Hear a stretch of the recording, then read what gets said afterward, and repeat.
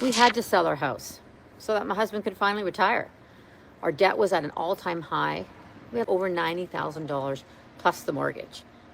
And honestly, we were embarrassed. We're in our 60s, nothing saved, no little nest egg, no secret jar of money, just debt. More and more stories of fairly new homeowners giving up on home ownership and wanting out are ferociously circulating social media with one main theme in common. They can no longer afford to even be a homeowner.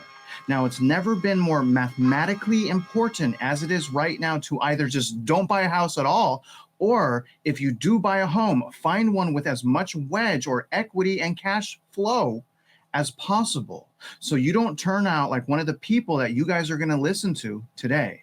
Now, in addition to hearing from these homeowners who want to ditch their homes, I'm going to go over all of the most recent housing market data, including prices, inventory, record-breaking cancellation rates, buyers versus sellers, and an update on the lock-in effects, as well as baby boomers versus Generation Z buyer stats. But always know, real estate is about hyper-local analysis. And having said that, welcome back to Real Estate Mindset. You guys already know that this video is going to be absolutely bonkers. Now, the data that they're using is Zillow data. And the first thing I want you guys to understand is just how bifurcated the housing market actually is. And I'm not talking about unaffordability. Unaffordability is pretty much out of control in every single housing market. But you guys can clearly see that primarily the North and Northeast prices are still going up. But the South and Southeast, specifically around Florida, prices are going down. It's also very interesting when we analyze locally housing markets that are right next to each other, like this one here in Jonestown, PA, that are going down. And if you guys want to come back here, this is going to give you 3 sets of data: the 1-year difference in prices, 2-year and 5-year difference in prices. But you guys see that Jonestown, PA, over 5 years is down 7.6%, while over 1 year is down 6.6%. But right down the way, when I go here to Indiana, PA, it's up 30% over 5 years and up 2.9% over 1 year. So housing markets right next to each other are still extremely bifurcated.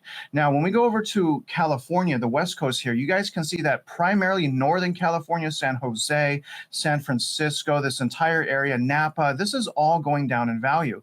Now, what's also interesting is Riverside is also going down in value year over year, down 1.79%. And San Diego, which Melody Wright and I have visited, is also going down year over year, 2.4%. However, the problem is, guys, is it's still way out of reach as far as meeting fundamentals like median household income.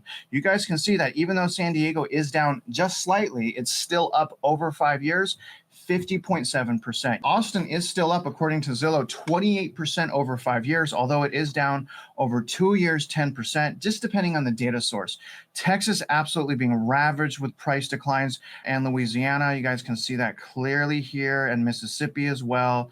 Pretty much the entire panhandle is going down right here. One of the contributing factors why the panhandle is doing so bad is insurance. We get hit with natural disasters a lot. And if you guys want to come back here, look at Florida. Florida is at its end of its ropes. I mean, it's going down drastically.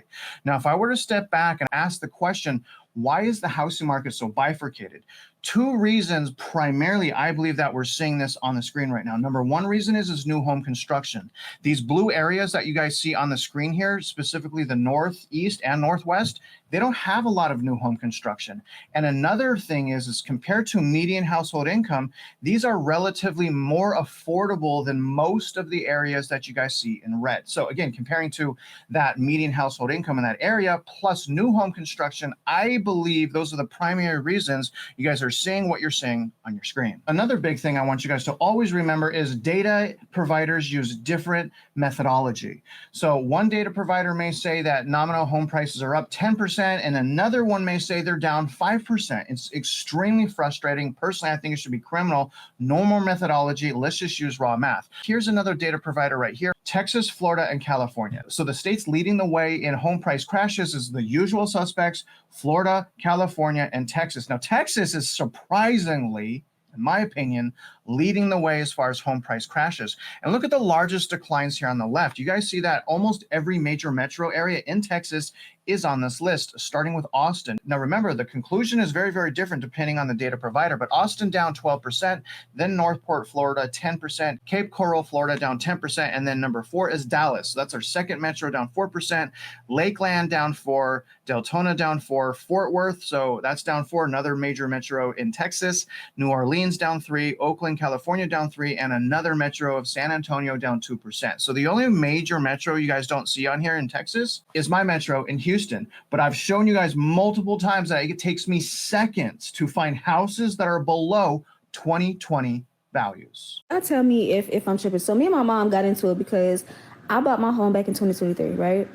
I have no kids. I'm single. Cool. I work in corporate or whatever. But mind you, I live like an hour and 40 minutes from my job. And at the time when I bought the house, I was working fully remote. Okay, so they sprung that on me out of nowhere. Cool.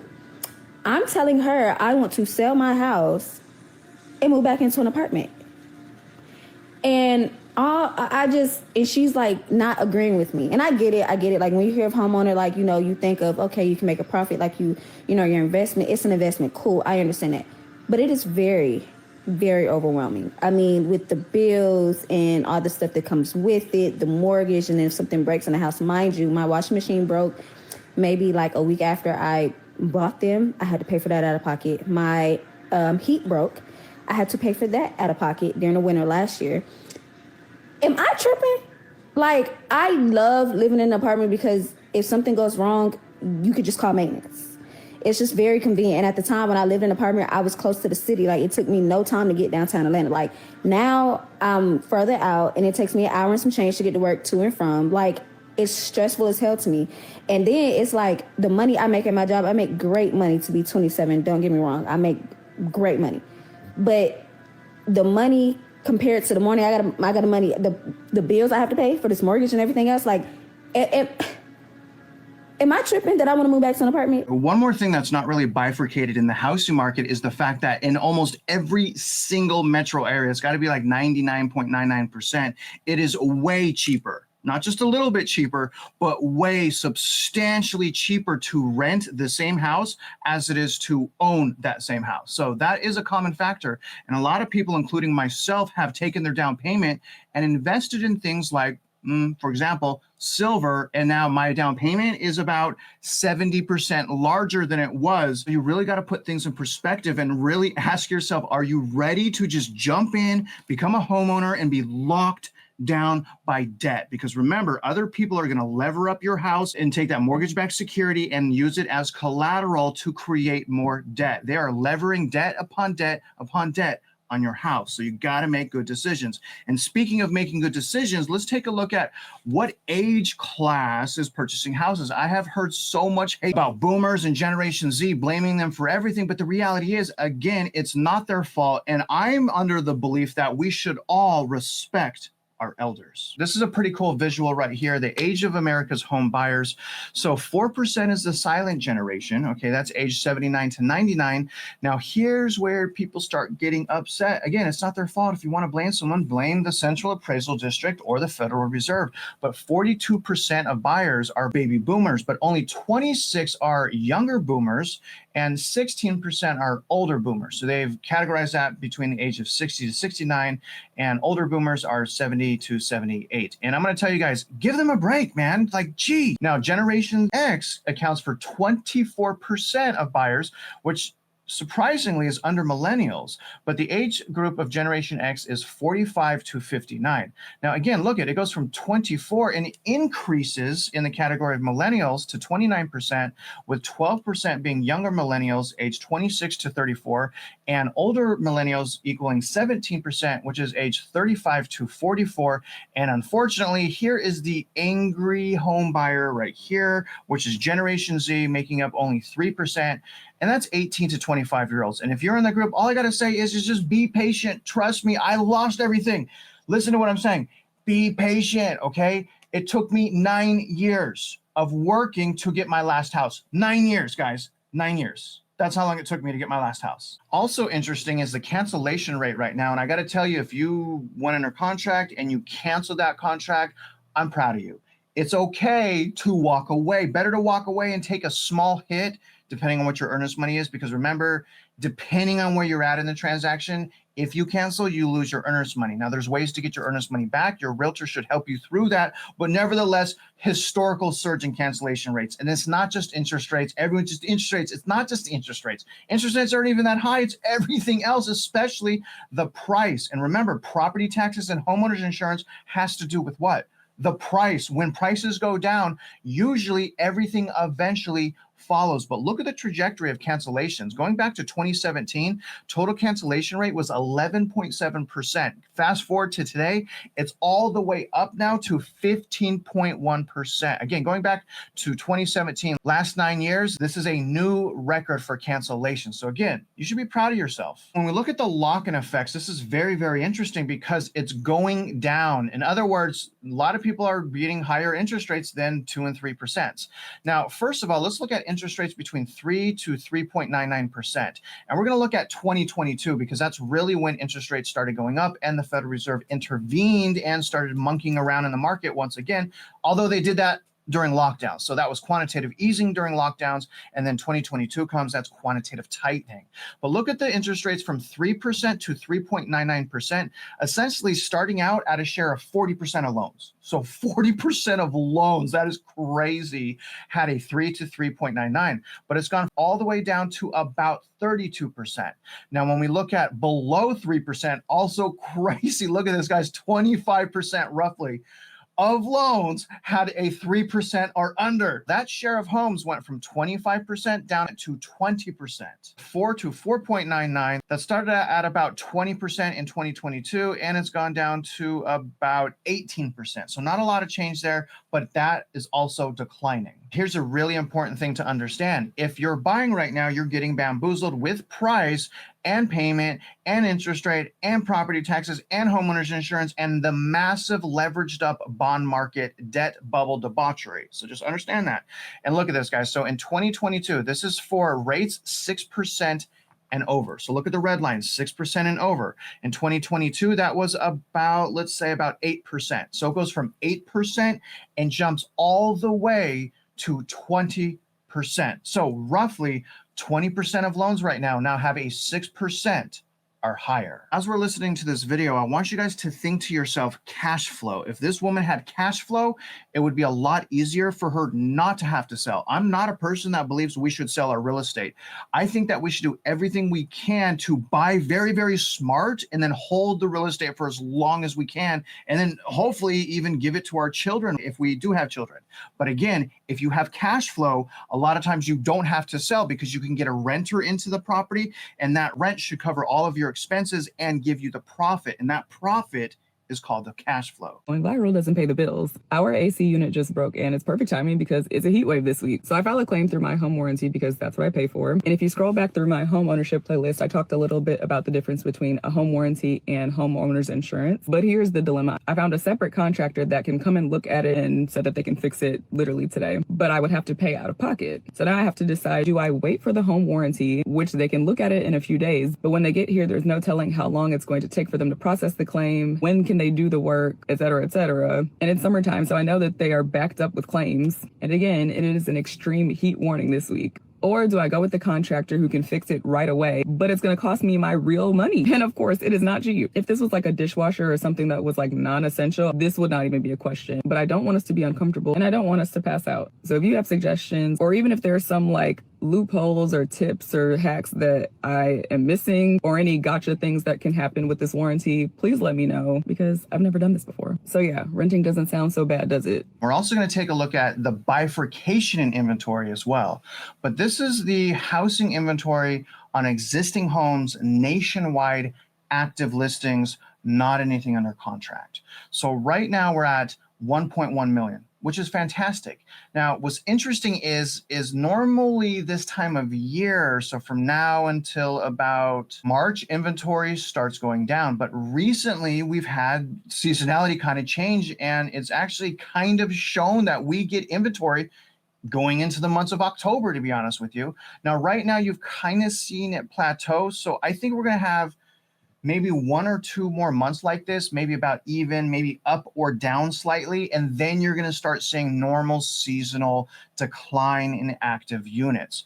But the important thing here is to understand that we are above pre-pandemic inventory. You guys can see November of 2019, we were at 1.14. Right now we're at 1.1, which means next year in 2026, we're probably going to finally start having inventory that matches or exceeds normal seasonality prior to the lockdowns. So that's probably going to start next year, according to this graph. Let's talk about the bifurcation, starting with New Jersey. The best way to demonstrate bifurcation in inventory is comparing New Jersey with Florida. Their inventory was a lot higher right before lockdowns, sitting at about 35 to even 45,000 active units. So look at what's happened in New Jersey. It's gone down in inventory and it has never rebounded. It's places like this that has caused me to check myself, because if you live in this housing market, what do you see? All you see is inventory staying the same and prices going up. So anytime in this market someone mentions a housing market crash, these people probably go up in arms because they don't see it. When we look at something like this, which is their active listings in Florida, it is well above the last 9 years. So this chart goes back to 2016. August 2016, Florida had 136,000 active units. You guys, right now it has 161. So it's basically skyrocketing in Florida. So if you live in Florida, you're probably panicking, whereas if you live in New Jersey, you're probably panicking that you can't even buy. So if you're a buyer in New Jersey, you're freaking probably, but if you're a seller in Florida, you're freaking. And this is why it is so important, you guys, not to trust people and just to learn how to do the math. And I've already made those courses for you. You guys already know by now, if you want to really learn how to do this, I've made those courses for you. You can take them right now for free at realestatemindset.org. Let's look at new homes. This is the supply of new homes. So right now it's at 7.4 months. Anytime we're over 6 months, it's considered a buyer's market. Supply looks at both demand and inventory and then creates the months of supply. One interesting thing to point out here is the massive month-to-month decline going from 9 months of inventory to 7.4 months of inventory. What's interesting about that is a lot of times that you see that massive decline like that in supply, it means we're already in recession. It's not always like that, because you see periods right here in the mid 90s where it was going down, and even right here in 2011 where it was plummeting downward and we didn't go into recession. But you also see during recessions, it usually plummets as well. So it's not necessarily a recessionary indicator, that massive drop. Let me show you guys the 1 year so you can kind of see. That's a massive drop. The other possibility, and it's probably a higher probability, is they're just cooking the data and manipulating us because we continue to catch them doing it to us. But regardless, you guys, pay attention to what's going on in your local market. But on a nationwide level, inventory is ratcheting up. I am selling my house and I'm getting ready to move back with my parents yet again. I am single. I do have a 9-to-5 job where it does not pay me nearly enough to cover the bills. And I've had this house for about 3 years now, and I am just exhausted. I am drowning, barely surviving, not being able to make repairs because the house is now falling apart, and I have no money in my savings to fix it. I have been saving for the past 3 years. All I've been doing is working and going straight home. I don't go out. I don't spend money on like coffee or anything. I tried to save as much money as possible so I could get some money to make repairs for this house to make it nice and comfortable and livable. But I am at my wit's end now, and I'm just tired. I honestly want to leave my job, my 9-to-5 job that's not paying me well enough to even cover the bills. I'm exhausted. I want to leave, but then I'm stuck with this house, and I just don't want any of it anymore. So I'm selling it. I don't know what my plans are going to be after I sell my house and maybe leave this 9-to-5 job that I'm at. But we're just going to figure it out. So I'm going to sell my house and go back to living with my parents, unfortunately. And living with my parents is not going to be easy because it is very mentally draining. Financially, yeah, I'll be able to save some money, but it is mentally draining because living with some Spanish parents that treat you like you're 15 yet again, even though you are a grown adult, is just as bad. She was obviously being facetious. There's no way it's just as bad, because you can actually save your money and start to try to get ahead again. Whereas if you're in your house, you can't do much. I want you guys to remember, okay, one of the things that these people are not talking about when selling their house is how much money it actually costs to sell your house. Now, not all of the time, but a lot of time, closing costs, counting realtor commissions of around 6% plus about 2% in additional closing costs, means your actual closing costs could be 8% of your sales price. So if your sales price is $500,000, 8% of that, guys, is $40,000. So understand, if you're going to go out and you're going to go buy a house right now and you're not going to do any of the things that I'm saying, if you're not going to take the courses I provided for you, odds are you're going to make a poor decision. And why put yourself at risk when you have the opportunity to learn how to purchase real estate the right way right now? Just take an hour, you guys, okay? Over the weekend, sometime, if you want to buy a house between now and the next 5 years, I need you guys to take an hour, take my free course, and become an expert, because I do not want you guys to be like them, and I do not want you guys to learn the way that I learned, which was foreclosure, repo, and bankruptcy. Remember, guys, it took me 9 years to crawl out of the gutter to reestablish myself, and I don't want that to happen to you. So remember, make great decisions, and no one's going to care about your investment like you care about your investment. Remember that. Now, if you're out there investing in real estate, you guys already know that I wish you luck, and I hope you win.